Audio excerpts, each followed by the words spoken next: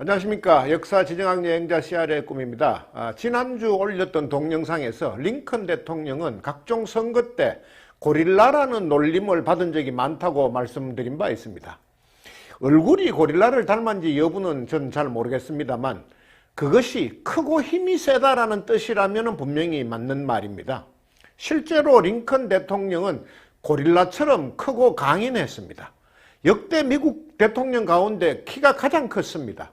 무려 193cm입니다. 그 기록은 오늘날까지도 깨지지 않고 있습니다. 게다가 힘도 셌습니다. 그래서 젊은 시절 취미 겸 부업으로 레슬링 선수 생활을 하기도 했습니다. 미국 레슬링 협회는 자신들의 명예의 전당에 링컨 대통령의 이름을 올려놓았습니다. 협회 웹사이트에 들어가면 누구나 확인해 보실 수 있습니다. 링컨 대통령은 생계를 위해서 어릴 때부터 아주 여러 가지 일을 했습니다. 집안의 농사일은 물론이고 전기선의 자벽부, 가게 점원, 청량기사에다가 사설 우체국 국장까지도 해봤습니다.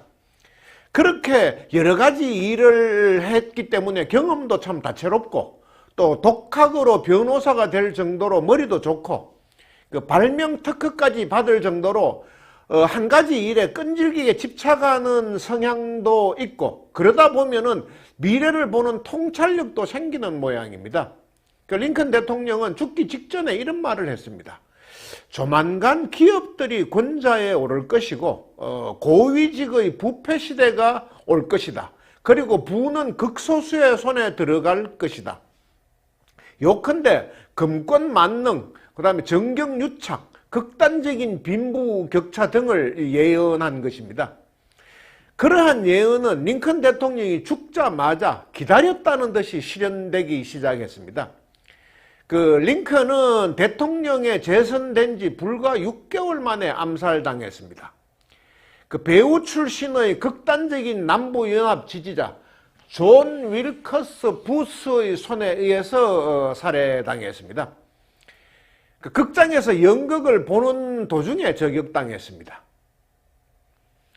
실물 경제를 알고 견제를 할 줄 아는 대통령의 자리가 비자 남북전쟁 이후에 재건 시대를 맞은 산업 세력들은 브레이크 없는 기관차처럼 폭주하기 시작했습니다.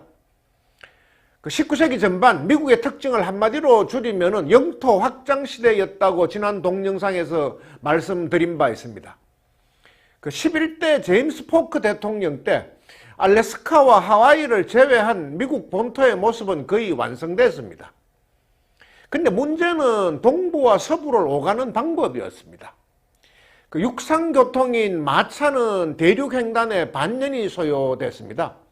한두 대의 마차가 개별적으로 떠나는 것은 너무 위험했기 때문에 동부에서 서부로 가려는 사람들은 중부의 특정 도시에 모인 후에 수십 대 규모로 마차대를 형성한 후에 떠났습니다. 많게는 100대에 이르는 마차가 모이고 그 모인 마차들이 경비를 맡는다, 취사를 맡는다 등의 각각의 역할을 나눈 후에 그런 조직을 편성했습니다. 그 조직이 편성될 때까지 몇 주가 소요됐고 그리고 이제 대평원과 로키 산맥, 시에라 네바다 산맥을 넘고 또 중간중간에 여러 강들을 건너야 했기 때문에 그만한 시간이 걸린 겁니다.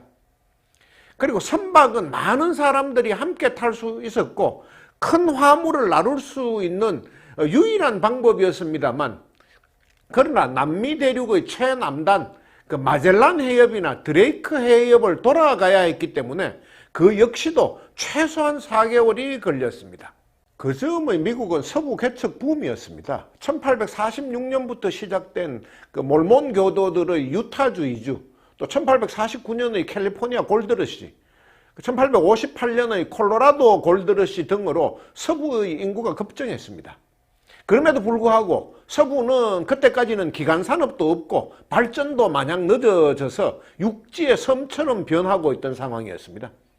그런 상태가 계속 방치되면 미국은 남북 분열뿐만 아니라 동서분열도 일어날 수 있는 상황이었습니다. 그럴 때 이제 구원자로 등장한 인물이 바로 링컨 대통령이었습니다. 링컨은 반드시 대륙횡단철도를 놓겠다는 의지가 아주 강했습니다. 그렇지만 그것은 대통령의 의지만으로 가능한 일이 아니었습니다. 서부에 진입로에 로키 산맥이 있고 로키 산맥, 그 다음에 이제 바로 그 너머에는 시에라 네바다 산맥이 있었습니다. 시에라 네바다 산맥. 게다가 이제 시에라 네바다는 바위 산맥이었고, 그마저도 가장 깨기 어렵다는 화강암이었습니다. 그곳을 관통해야지 철도를 놓을 수가 있었습니다. 근데 그것이 가능하다고 주장하는 사람이 나타났습니다.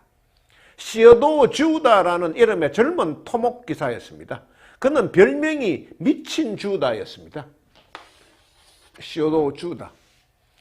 철도에 미쳤고 특히 대륙 횡단철도 건설에 미쳤습니다.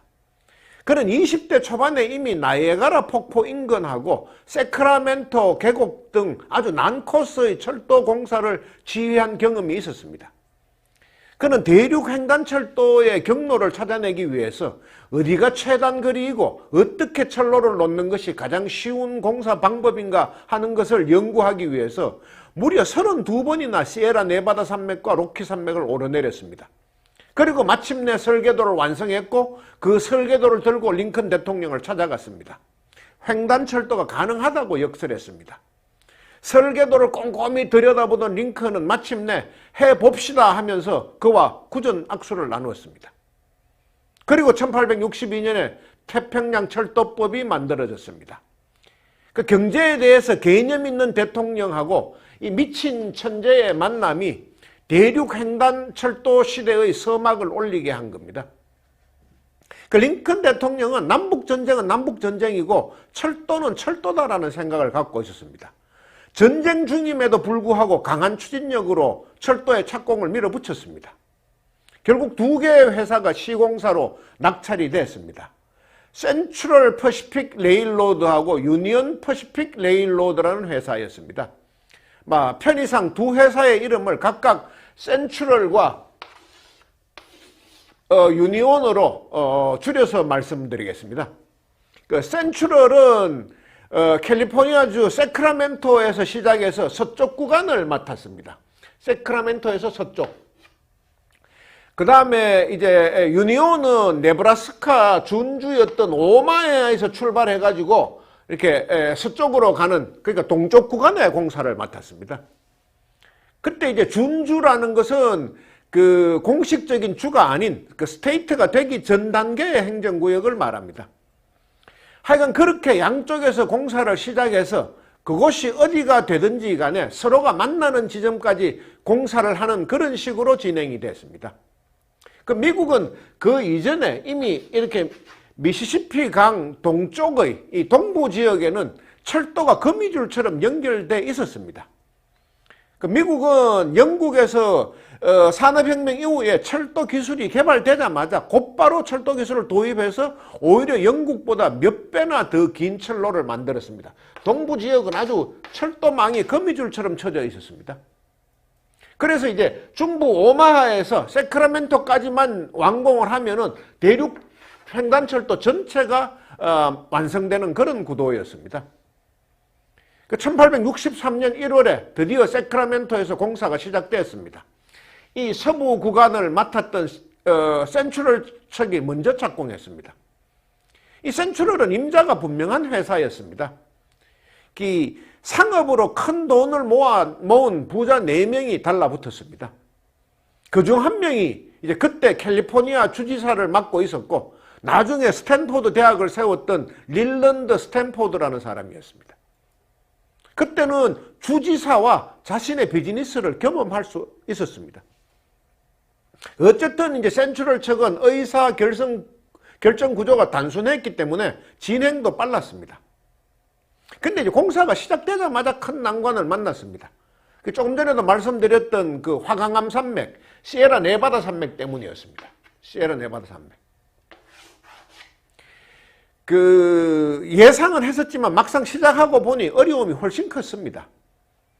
그때 등장한 구원자가 바로 중국인 노동자들이었습니다. 골드러시 때 미국으로 온 후에 중국으로 돌아가지 않았던 사람들입니다. 센트럴 퍼시픽의 경영자들은 그들을 공사 현장에 투입했습니다. 쿨리라고 불렸던 중국인 노동자들은 허리에 밧줄을 묶고 절벽을 내려가서 화강암 바위의 중간에 폭약을 동여매거나 아니면 바위에 정으로 홈을 판 후에 그곳에 화약을 넣어서 터뜨리는 방법으로 바위를 깨뜨리고 터널을 뚫었던 겁니다. 그러니까 미국 대륙 횡단철도의 완공에는 철로의 침묵만큼 많은 쿨리들의 희생이 있었다는 이야기가 결코 과장된 이야기가 아닙니다. 근데 문제는 이 반대쪽 동부 구간이었습니다. 그 당시에는 아이오와, 지금은 네브래스카가 된 그 오마하에서 출발해서 이제 서쪽으로 향하는 구간인데, 이게 소위 대평원을 지나는 등 평지가 많은 지역이어서 공사는 훨씬 쉬웠습니다. 근데 그쪽은 공사의 난이도가 아니라 회사의 구성이 문제였습니다. 그 센트럴 쪽은 처음부터 성공한 기업가들이 일종의 벤처 비즈니스로 철도 사업에 뛰어든 반면에, 이쪽의 동부의 유니온 쪽은 그 태평양 철도법이 의회를 통과한 후에 급하게 만들어진 그 특별한 대주주가 없는 조합 형태의 회사였습니다.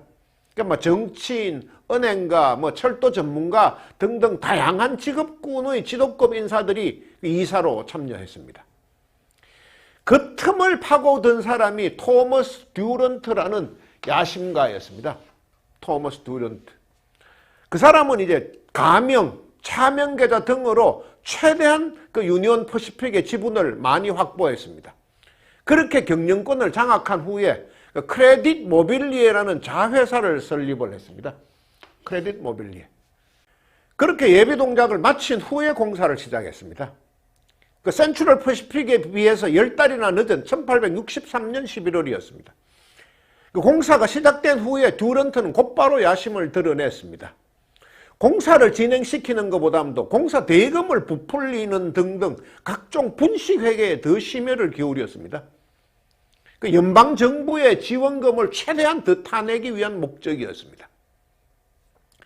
연방의원들을 자신들 편으로 만들기 위해서 시세보다 훨씬 싼 값에 회사 주식을 의원들한테 넘겨줬습니다. 그리고 이 크레딧 모빌리에의 직원들은 연방 하원 의원들이 자주 모이는 호텔의 로비에 신발이 닳도록 들락거렸습니다. 그 로비스트라는 말이 그때 처음 만들어졌습니다. 호텔 로비에서 정치인들과 뭔가 일을 꾸미는 사람들, 그게 로비스트의 원래 뜻이었습니다. 사실 이제 연방정부는 왜 그렇게 지원을 했느냐, 철도공사에. 당시 대륙횡단철도공사는 난공사 중에 난공사였고 너무 엄청난 자본과 노력이 투입돼야 되는 그런 공사였습니다. 그 어느 회사도 선뜻 나서기 어려웠기 때문에 그렇게 지원을 했던 겁니다. 정부는 많은 특혜를 제공했습니다. 철도 건설 거리에 따라서 보조금을 쉬운 코스는 마일당 16,000달러, 그 산간지역 등 난코스는 그 3배의 돈을 줬습니다. 그리고 철도 노선 부지하고 그 철로 좌우의 넓은 땅도 무상으로 제공했습니다. 역 주변의 역세권 땅은 더 많이 줬습니다. 듀런트는 그런 점을 최대한으로 이용을 했습니다. 그리고 일부러 공사를 더디게 진행시키면서 더 많은 연방정부의 지원을 요구했습니다. 특히 이제 경제대통령, 철도공사의 내막을 잘 아는 대통령이던 링컨이 암살된 후에는 연방정부를 속이는 것쯤은 일도 아니었습니다. 철도에 대해서 아는 사람이 거의 없었기 때문입니다. 그래서 듀런트는 그 황금알을 낳는 대륙 횡단철도 사업에 다른 사람, 다른 회사들은 아예 접근하지 못하도록 그 연방의원들을 매수해서 진입장벽을 최대한 높여나왔습니다. 근데 꼬리가 길면 잡히는 법입니다. 1872년 9월 달에 결국 사건이 터졌고 30명이 넘는 의원들이 부패 혐의로 줄줄이 조사 대상자 명단에 이름을 올렸습니다. 미국 건국 이후에 처음 발생한 대형 부정부패 사건이었습니다. 당시에 부통령까지 연루되어 있기 때문에 대통령이던 율리시스 그랜트도 아주 홍역을 치렀습니다. 그 사건을 이제 모빌리에 스캔들이라고 합니다. 어쨌든 이제 1차 대륙 횡단철도공사는 끝이 났습니다. 동과 서에서 각각 시작한 공사는 1869년 5월 10일 이제 유타주 솔트레이크 시티 북쪽에 있는 프로몬트리 서밋이라는 곳에서 마침내 만나서 그곳에서 마지막 침묵의 못을 박았습니다. 이제 드디어 만난 겁니다. 남북전쟁 중에 세크라멘토에서 착공한 지 6년 만의 일이었습니다. 그 난공사 구간을 맡았던 센트럴 쪽이 1110km, 이 반대쪽인 이제 유니온 측은 오마하에서 1700km를 연결했습니다. 그 공사 결과는 한마디로 대박이었습니다. 아무리 짧게 잡아도 마차로 쉬지 않고 내달려도 2달은 걸리던 대륙 양쪽으로의 왕래가 일주 단위로 줄었습니다. 그러니까 철도 주변에 이제 마을이 만들어졌고 역 주위에는 도시와 상권이 형성됐습니다. 1차 횡단철도의 대성공을 옆에서 목격한 기업가들은 자신들도 철도회사를 만들어서 대륙 횡단철도공사에 뛰어들었습니다. 5대5 가운데 가장 큰 호수인 그 슈피리얼 호수에서 이제 포클랜드까지 포트클랜드 오레곤을 연결하는 그 2차 대륙 횡단철도도 만들어졌고, 그 루지애나의 뉴올리언스 시작해서 LA까지 연결하는 3차 대륙 횡단철도 공사도 1883년에 완공됐습니다. 그러니까 서부로 가는 길이 이제 무한정으로 열렸고, 그 서부의 자원과 동부의 기술, 자본이 융합됐습니다. 그야말로 이제 미국의 본격적인 산업 성장기의 대동맥 역할을 이행하게 됐습니다. 미국은 그때부터 본격적인 산업 성장기에 돌입했습니다. 그 산업 성장기의 대표적인 주자 가운데 철강왕 카네기와 발명왕 에디슨에 관한 이야기는 지난 동영상에서 말씀드렸습니다. 오늘은 다른 주요한 왕들에 대해서 말씀드리겠습니다. 왕들의 전성시대에서 제일 먼저 왕이 된 사람은 코넬리우스 벤더빌트라는 사람입니다. 그는 20살도 되기 전에 배 한 척으로 해운업을 시작했습니다. 그 후에 이제 타고난 수완과 완력으로 미국의 해운업을 평정했습니다. 그래서 처음에는 그에게 카머도우라는 별명이 붙었습니다. 카머도우는 해군 제독을 뜻합니다. 해군 장성을 뜻합니다. 그 후 철도의 시대가 시작되자 벤더빌트는 배보다는 철도에 미래가 있다고 직감했습니다. 그래서 배를 모두 팔아치우고 철로를 가설하기 시작했습니다. 특히 뉴욕에 집중적으로 철로를 깔았습니다. 그런데 점차 철도 사업의 경쟁자가 늘어났습니다. 그는 뉴욕 쪽으로 물건을 들여오거나 뉴욕에서 바깥으로 물건을 내보내는 업체들에게 자신의 철도 노선만 이용하도록 강제했습니다. 자신의 말을 따르지 않는 업체에 대해서는 뉴욕 지역에서만큼은 일체의 철도 서비스를 제공하지 않았습니다. 이고 나르든 지고 나르든 당신들이 알아서 하라고 했습니다. 모든 사람들이 굴복할 수밖에 없었습니다. 당신은 철도가 다 민영이었기 때문에 가능한 이야기였습니다. 그는 결국 뉴욕과 뉴저지 등 동북부 지역의 철도는 완전히 독점하다시피 했습니다. 그때부터 이제 철도왕이라는 별명을 얻었습니다. 그 벤더빌트에 이어서 왕의 반열에 오른 사람은 석유왕 존 데이비스 록펠러, 줄여서 J.D. 록펠러라고 하는 사람입니다. 근데 록펠러는 산업시대의 왕들 가운데서도 차원이 다른 왕이었습니다. 굳이 따지자면 황제라는 칭호가 훨씬 더 맞습니다. 여러 나라, 여러 통계기관에서 수시로 실시하는 역사상 세계 최고의 부자 순위를 따질 때 옛날이나 지금이나 항상 1등을 고수하는 사람입니다. 미국에서 처음 유전이 터진 곳은 펜실베니아의 타이터스빌이라는 곳입니다. 1859년 8월 27일이었습니다. 역사가들은 그날 그곳을 미국 석유 산업이 태어난 날과 장소로 기록하고 있습니다.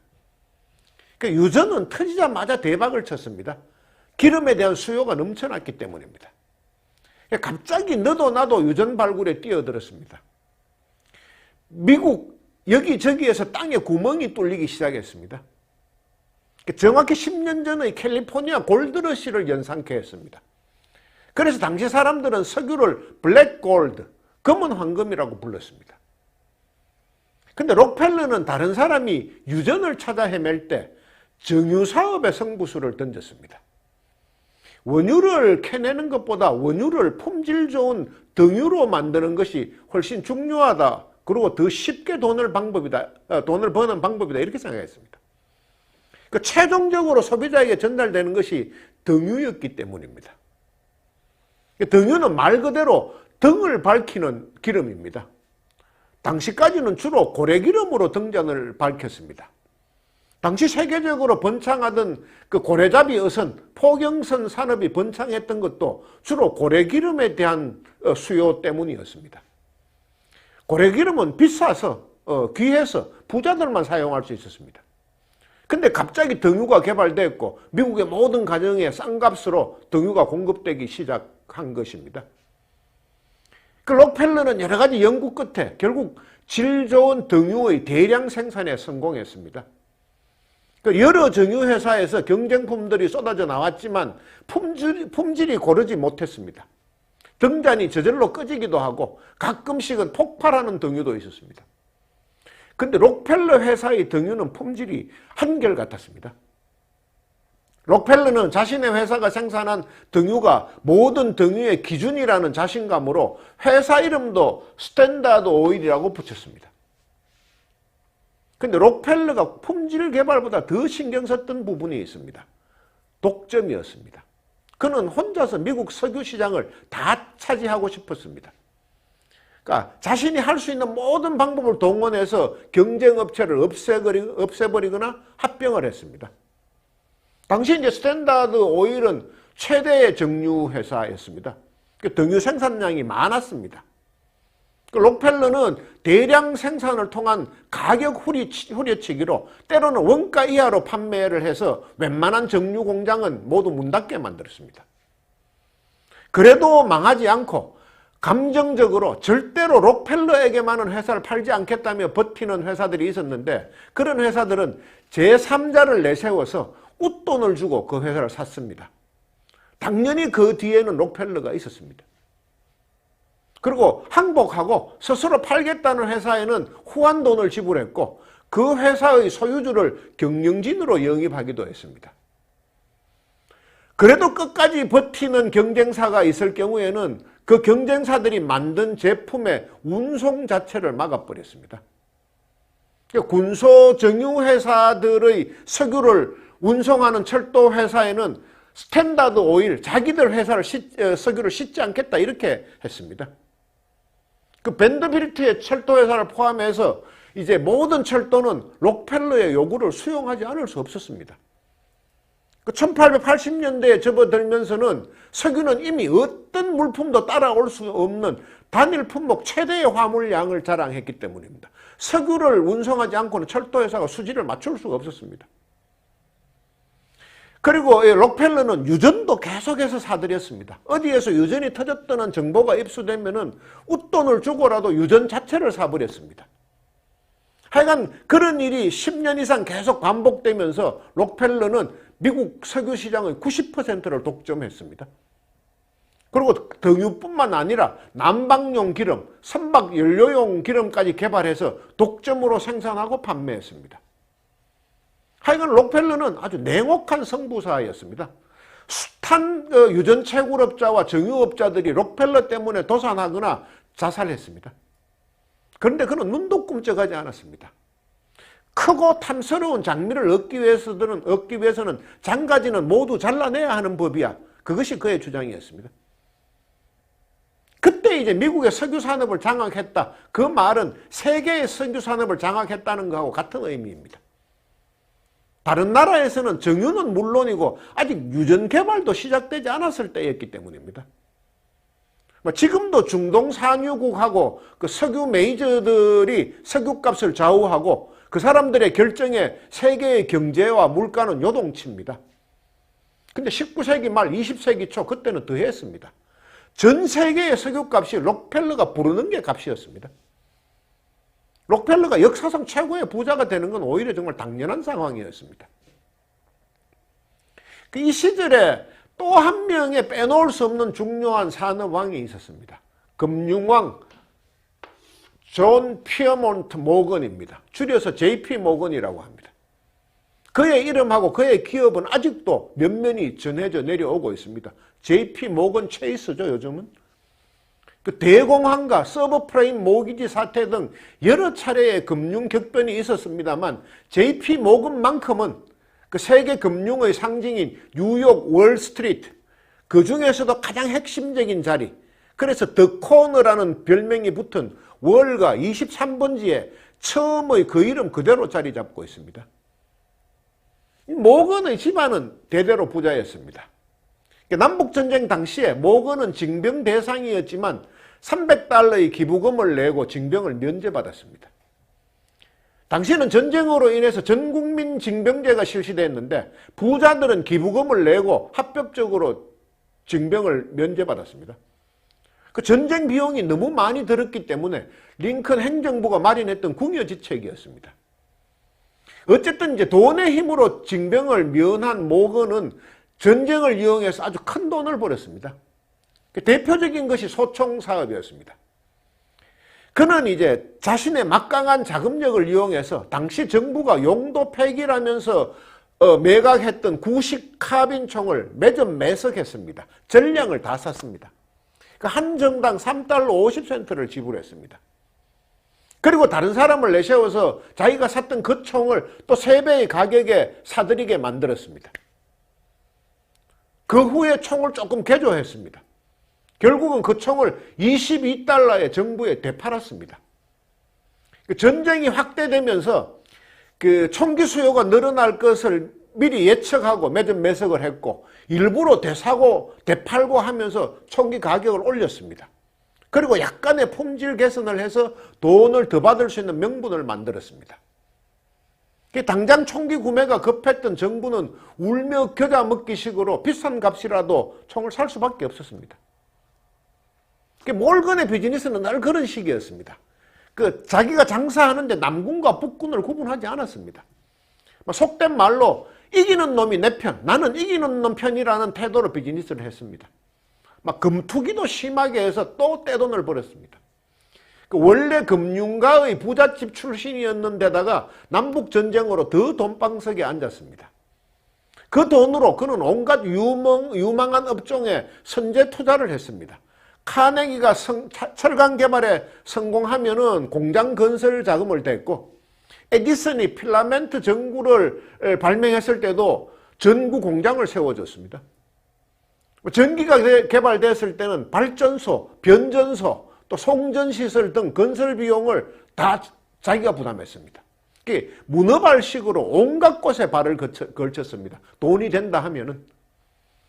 결국 JP 모건은 록펠러에 이어서 당시의 부자 순위 2위에 올랐고 그 명성은 오늘날까지도 이어지고 있습니다. 하여간 당시의 산업왕들은 이들 외에도 무수히 많습니다. 화약왕 듀폰, 그 사람이 하는 회사는 지구 어느 곳에서든 전쟁만 났다 하면은 회사가 쑥쑥 자랐습니다. 남북전쟁 때도 예외가 아니었습니다. 그에게 죽음의 상인이라는 별명이 붙은 이유입니다. 그 밖에 곡물왕 카길, 담배왕 듀크, 광산왕 구겐하임, 자동차왕 포드 등등 각 산업 분야마다 한 명씩의 왕들이 있었습니다. 정도의 차이는 있었지만은 대개는 피도 눈물도 없이 독점을 통해서 왕의 자리에 오른 것입니다. 근데 이제 그들은 왕이 된 과정만 비슷했던 게 아니고 왕이 된 후에 하는 행동도 비슷했습니다. 일단 노동자의 인권 따위는 아예 안중에도 없었습니다. 그때는 아직까지 노동법이나 근로기준법 등이 만들어지지 않았을 때였습니다. 아무리 그렇지만은 정도가 지나친 면이 많았습니다. 항의하는 노동자들은 늘 폭력적인 수단으로 제압했습니다. 록펠러 소유의 콜로라도의 러들러 광산에서도 임금 인상을 요구하면서 단체 행동을 벌인 광산 노동자들을 무력으로 진압했습니다. 그 과정에서 25명이 사망했습니다. 요즘은 상상도 할 수 없는 이야기입니다. 하여간 역사에서는 그 사건을 러들로 학살 사건이라고 기록하고 있습니다. 학대에 가까운 아동근로도 많았습니다. 200만 명의 어린이들이 고돈 노동에 시달렸습니다. 초등학교 1학년 나이인 67살의 어린이도 많았습니다. 어린이들이 임금도 낮고 말도 더 잘 듣는다면서 오히려 그들을 선호하는 업주들도 많았습니다. 그런 노동 착취의 정점에서 일어난 사건이 1911년의 트라이앵글 의류공장 화재였습니다. 여성용 블라우스를 만들던 공장인데 그 공장은 노동자들의 무단이탈하고 옷을 훔쳐나가는 것을 막기 위해서 출입구에 자물쇠를 채워뒀습니다. 그리고 퇴근할 때는 몸 검사를 하고 내보냈습니다. 그러다 갑자기 화재가 일어나서 무려 136명이 불에 타 죽거나 질식사했습니다. 이 상위 0.1%의 그 산업왕들과 그 주변 사람들, 그 사람들은 소비 행태도 비슷했습니다. 그냥 돈을 물쓰듯 썼다면은 뭐 크게 비난할 것도 없습니다. 자기가 번 돈을 자기가 쓴 것이기 때문입니다. 근데 그 사람들은 경쟁적으로, 기형적으로 돈을 썼습니다. 매일 초호화 파티를 여는 것은 뭐 그렇다 쳐도 개에게도 당시 돈으로 1만 달러가 넘는 다이아몬드 목걸이를 채워주거나 골연, 그러니까 말아 피우는 담배, 그 담배를 말 때 100달러짜리 지폐에 말아 피우는 경우도 많았습니다. 파티 참석자 전원에게 귀금속류를 선물하는 경우가 아주 흔해가지고 그런 집안의 청소부들은 심심찮게 쓰레기통에서 고가의 귀금속을 찾아내고는 했습니다. 그 역사가인 찰스 비어드는 그 사람들의 기행을 이렇게 묘사를 했습니다. 그 한정된 오락의 실정이 난 이 산업왕들, 날강도 귀족들은 보다 진기한 것을 고안해냈다. 그 손님 사이사이에 원숭이를 앉히기도 하고 여성 수영 선수에게 금붕어 모양의 옷을 입힌 후에 실내 수영장에서 수영을 시키기도 했고 또 여성 중창단을 대형 파이 속에서 뛰어나오기도 했다. 갓난아이에게 자장가를 들려주기 위해서 오케스트라 전원을 뉴욕에서 시카고로 비행기 태워서 보내기도 했다. 한마디로 천민자본주의의 극치였습니다. 스캇 피츠제랄드의 소설 위대한 개츠비에 나오는 파티 장면들은 결코 각색한 것이 아니었고 그 소설 속의 파티는 오히려 양반이었다는 생각이 듭니다. 그러한 그들을 이제 세간에서는 날강도 귀족 혹은 강도 남작이라고 이제 이름을 붙였습니다. 날강도 귀족 로벌 베런스입니다. 이 더 큰 문제는 그들이 자신들은 법이 미치지 않는 영역, 치해법권 지역에 살고 있다고 생각한다는 것이었습니다. 철도 회사의 중력으로 철도왕 코넬리우스 밴드빌트의 척근이었던 찰스 프랜시스 애덤스라는 사람이 자신의 책에서 그렇게 썼습니다. 밴드빌트는 종종 사업상 경쟁자들을 연행하듯이 데려와가지고 그들에게 이렇게 협박했습니다. 설령 자네가 뭘 잘못해도 나는 자네를 고소하지 않을 거야. 법으로 처리하기에는 시간이 너무 오래 걸려. 내 손으로 직접 자네를 파멸시킬 거야.